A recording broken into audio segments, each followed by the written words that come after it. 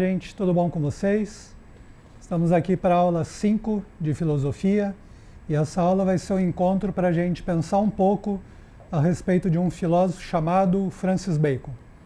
A ideia desse nosso encontro é pensar um pouco um outro tipo de método relacionado ao pensamento filosófico e a introdução daquilo que a gente chama de uma experimentação, no sentido mais científico mesmo da palavra, como um recurso interessante e importante para a construção das perguntas e das possíveis respostas que a filosofia nos coloca. Para isso daí, a ideia é pensar um pouco a respeito de um livro escrito pelo Francis Bacon chamado Novum Organum. É escrito assim em latim.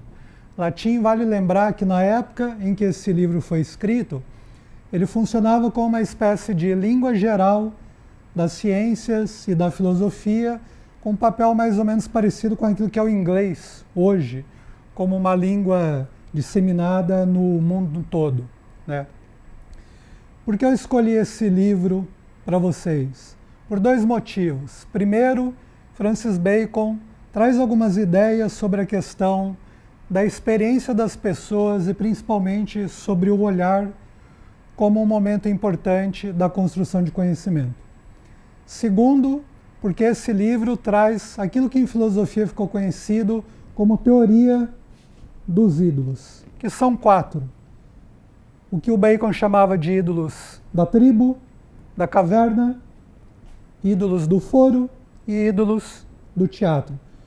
Por conta desse conjunto de ideias, nossa aula de hoje, ao contrário das anteriores, ela vai ter 4 momentos. Cada um desses momentos dedicado a um desses conceitos elaborados pelo Francis Bacon. E a gente também vai ter uma novidade. Ao invés de eu ler para vocês um texto ao final da aula, eu já vou começar essa nossa conversa lendo 2 pequenas passagens do Novum Organum do Francis Bacon, só para criar o clima e introduzir vocês no tipo de questão que nós vamos abordar hoje. Então, venham comigo para essa leitura. O primeiro trecho, que é um trecho bem curtinho, ele é logo o início, o primeiro parágrafo do livro Novum Organum. E o Bacon diz assim: o homem, ministro e intérprete da natureza, faz-se e entende, tanto quanto consta, pela observação dos fatos ou pelo trabalho da mente, sobre a ordem da natureza, não sabe nem pode mais. O que a gente nota aqui é que ele combina 2 elementos: o trabalho da mente e a observação. Esse trabalho da mente tem a ver justamente com aquela discussão que nós fizemos sobre método e filosofia na aula 2 sobre Aristóteles. E aqui nós temos um ponto relevante. Novum Organum remete àquelas ideias do organon que eu havia falado para vocês naquele encontro. E, portanto, pensar um novo organum é uma nova maneira de se tratar aqueles elementos da lógica que Aristóteles nos deixou em forma de um livro. Só que aqui no Francis Bacon, como a gente já nota por esse trecho que eu li para vocês, além de toda a preocupação com aquelas minúcias relacionadas à capacidade de se ter um pensamento lógico, um pensamento capaz de se aproximar daquilo que a gente concebe como verdade, aqui nós temos um outro elemento muito importante. Além da lógica, nós vamos notar que Francis Bacon, como tantos outros pensadores, ele dá uma valorização muito maior do olhar e do elemento da observação. Isso daí vai ter um peso no tipo de filosofia que ele vai construir.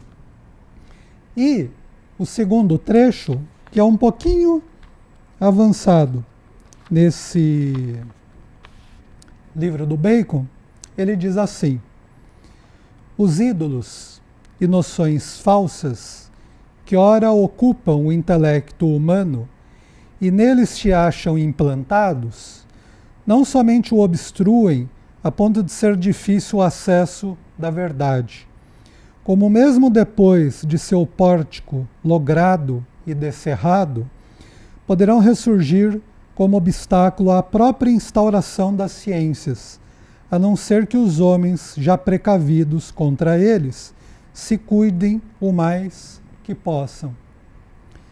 Então, quero que vocês prestem atenção aqui, pelo menos em duas coisas. O que nós estamos chamando de ídolos é justamente possíveis fontes de equívocos que possam ameaçar a nossa capacidade de raciocínio e, ao mesmo tempo, a nossa capacidade de observação. E, ao mesmo tempo, vale notar um verbo que foi usado para a gente pensar a relação desses ídolos com cada um de nós. O que o Bacon diz? Esses ídolos, eles estão implantados dentro de nós. Essa ideia de implantados faz com que a gente pense que essas fontes de erro muitas vezes são tão íntimas, tão internalizadas pelas maneiras como nós nos educamos e nos formamos ao longo da vida, que muitas vezes nós nem percebemos que estamos falando algo equivocado, que estamos construindo um pensamento que na verdade é muito distante da verdade. Então, isso daí para dizer que esse interesse de Bacon, por isso que ele está chamando de ídolos, na verdade é uma forma de fazer com que nós estejamos constantemente atentos para as mais variadas maneiras como esses ídolos, no fundo, se insinuam na nossa mentalidade. Algo muito próximo, se vocês quiserem, àquela aula de sociologia da literatura em que eu citei uma fala de Antônio Cândido, em que ele diz que muitas vezes coisas que nos parecem muito íntimas e próprias, na verdade têm a ver com elementos sociais mais amplos, mas que foram internalizados nesse processo de socialização pelo qual todos nós passamos. Então, isso é um ponto muito importante que eu quero que vocês guardem aí com vocês. A partir dessa observação inicial, então eu vou começar agora um trajeto e oferecer para vocês algumas ideias sobre o que significa cada um desses ídolos. Então, venham comigo. O primeiro deles, Bacon chama de ídolos da tribo, né? O que significa tribo aqui? É o pertencimento de todos nós à espécie humana. Isso daí significa que a maneira como nós nos constituímos como animais racionais, poderíamos dizer assim, né? A maneira como a nossa natureza está construída e a forma como nós usamos os nossos sentidos, olhar, audição, paladar, tato e por aí vai, toda essa natureza humana, ela se forma de uma tal maneira a definir alguns limites a respeito da nossa capacidade de conhecer o mundo, as coisas do universo e a nós mesmos. Quando ele fala de ídolos da tribo, é que alguns elementos da espécie humana são constituídos, funcionam de uma tal forma que os nossos sentidos já têm algumas limitações devidas à sua própria natureza. E é interessante perceber que o Francis Bacon ele até usa uma metáfora do campo da física para se referir a isso daí. Ele vai dizer que a nossa natureza reflete de maneiras muito desiguais tudo aquilo que nós vemos, tudo aquilo que nós experimentamos. Essa metáfora da física é interessante, para a gente começar a ver essa relação de filosofia com a ciência. E, ao mesmo tempo, eu acho que abre uma porta para que vocês possam procurar seu professor ou professora de biologia, de física, e pensar algumas coisas sobre essa questão da óptica, da reflexão ou refração das luzes, a maneira como o nosso olho funciona, a fim de que vocês tenham mais algumas ideias sobre essas limitações que nos constituem e para as quais a gente precisa encontrar soluções e alternativas que nos permitam, digamos, ampliar os nossos sentidos, né? Então aqui, ídolos da tribo são justamente essas fontes de erro que já fazem parte de cada um de nós pela maneira como nós estamos montados biologicamente. A gente pode colocar nesses termos, né? É isso que significa a tribo humana. Então vocês notem que ele está generalizando, ele está falando sobre a espécie humana como um todo. No momento em que ele passa desse ídolo da tribo para aquilo que ele chama de ídolo da caverna, o foco é completamente outro. Ao invés da gente pensar na espécie como um todo, nós começamos a nos preocupar um pouco mais com as particularidades e com as individualidades de cada um de nós. Por quê? Francis Bacon ele vai dizer que cada um de nós tem uma caverna interior. E essa ideia da caverna interior ela é muito importante, não só para o Bacon, mas para a história da filosofia. Eu acho que vocês vão se lembrar da nossa primeira aula, em que eu trouxe aqui algumas palavras justamente sobre a alegoria da caverna de Platão, né? Essa ideia de uma caverna interior, ela remete àquela concepção mais antiga de Platão. Só que, como se forma essa caverna interior? O que significa ela? Bacon vai dizer que ela vai se constituindo a partir de todas as experiências que nós vivenciamos desde o nascimento, passando pela vida adulta. Então, o fato de nós nascermos em determinados tipos de família, que nos ensinam certas coisas, que transferem a cada um de nós um conjunto determinado de valores. Tudo aquilo que a gente ler ao longo da existência. Tudo aquilo que a gente aprende, porque foram coisas que vieram de pessoas que nós respeitávamos ou pessoas pelas quais nós tínhamos uma certa admiração. Todos esses saberes, todos esses conhecimentos, pouco a pouco vão compondo isso que ele chama de uma caverna interior e vão compondo a nossa história de vida pessoal. Então, se aqui nós pensamos na espécie humana na sua generalidade, aqui nós começamos a pensar em termos de uma biografia, entre aspas, de cada um de nós. Tudo aquilo que aconteceu de talvez muito relevante ou pouco relevante, mas que de alguma forma contribuiu para nós estarmos de uma determinada maneira no mundo e para nós olharmos para as coisas que estão ao nosso redor e fazermos determinados julgamentos de acordo com essas experiências ou aquilo que o Bacon chama de uma caverna interna, uma caverna minha, uma caverna de cada um de vocês.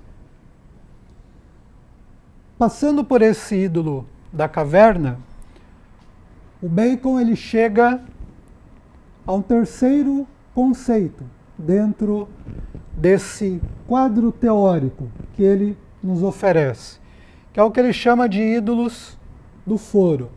O que indica a palavra foro? Ela tem o sentido de mercado como um espaço onde as pessoas se encontram para tentar trocar coisas ou tentar trocar ideias. Esse terceiro ídolo, ele tem a ver com uma preocupação muito interessante, talvez a mais interessante do pensamento do Francis Bacon, porque talvez a mais desafiadora para cada um de nós. Qual é essa ideia? É a ideia de que as palavras que nós aprendemos e nós usamos no nosso dia a dia, durante a nossa existência, de alguma forma elas exercem uma força sobre cada um de nós. Por que eu falo que talvez esse seja um ídolo mais desafiador?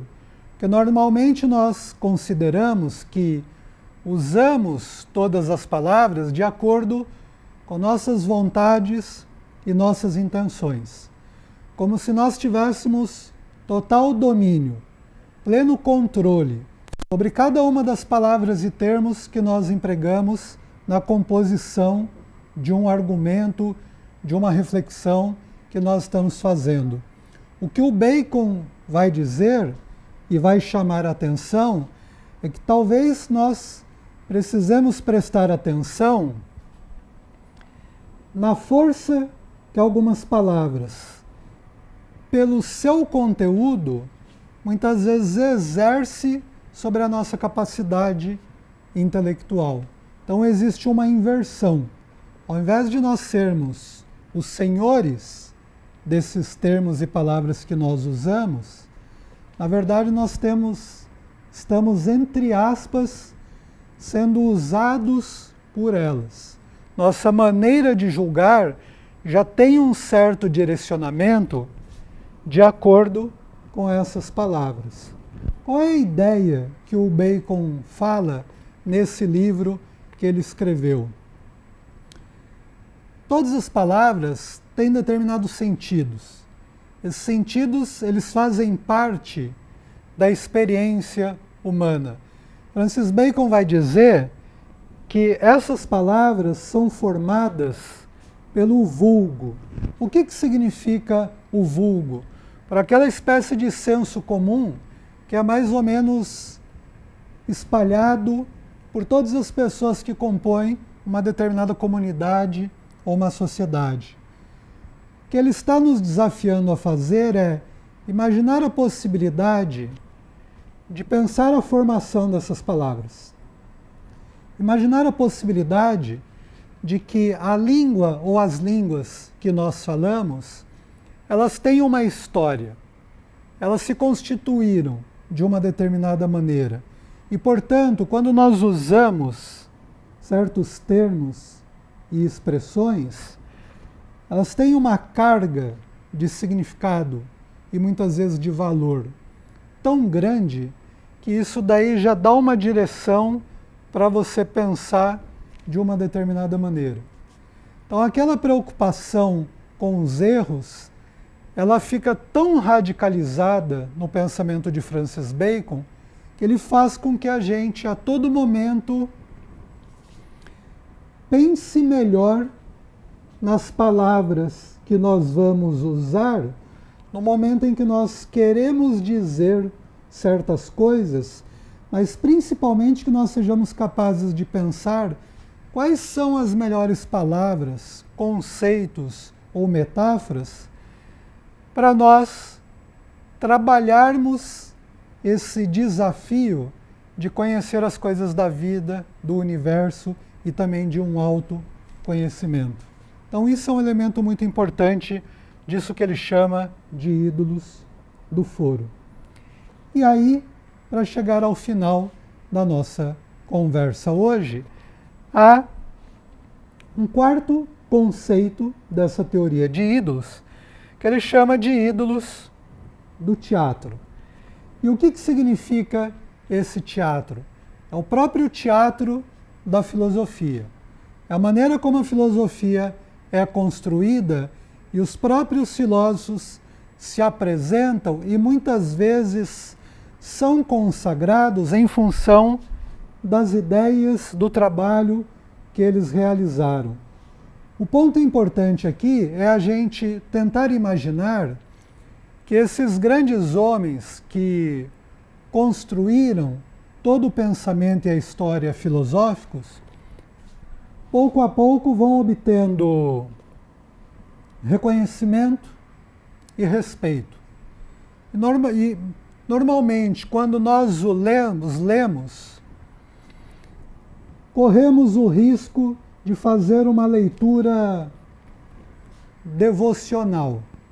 Corremos o risco de fazer uma leitura como alguém que admira um homem ou uma mulher maior que pensou coisas importantes a respeito da vida. E a ideia que o Francis Bacon quer nos transmitir é que sempre que nós lemos um grande autor, autora, ou qualquer autor, né, ou algum autor mediano, ou algo assim, nós não podemos lê-los com esse tom de devoção, com esse tom de quem está diante de algo que tem uma verdade para nos dizer. Na verdade, a gente precisa ler com olhos críticos.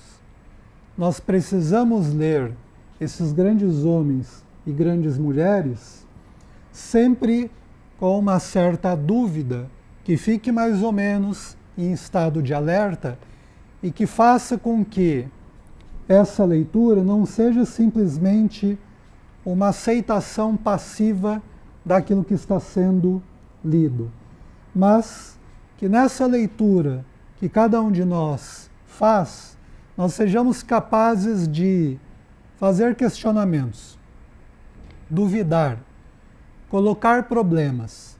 E a partir dessas dúvidas e a partir dessas perguntas críticas que nós fazemos, nós temos uma possibilidade de atualizar todas essas ideias que compõem essa imensa história da filosofia que continua até os dias de hoje.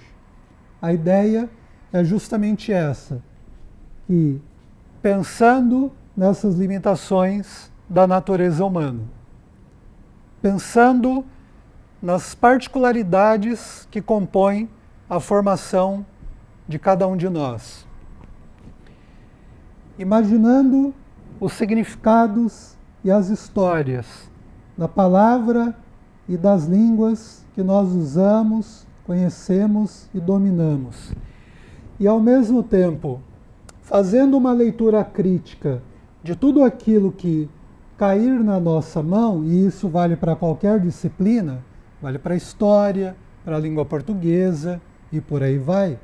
Se nós observarmos com atenção esses 4 tipos de ídolos, nós temos uma chance muito boa de construir pensamentos que sejam consistentes, construir pensamentos que sejam adequados, minimamente sustentáveis em relação a certas curiosidades que nós temos a respeito de tudo aquilo que nós encontramos no mundo e ao nosso redor. Isso daí, em termos bem resumidos, é a teoria dos ídolos de Francis Bacon, que ele nos apresentou nesse livro Novo Organo. É um capítulo importante da história da filosofia, porque ela combina a lógica aristotélica com a experimentação que pouco a pouco vai sendo mais importante, não apenas no pensamento filosófico, mas na própria construção das ciências da maneira como nós conhecemos. Se vocês tiverem dúvidas sobre essa aula, podem procurar seu professor de filosofia ou sua professora de filosofia lá no CASD, podem me procurar também. Obrigado pela atenção de vocês, até o nosso próximo encontro. Tchau!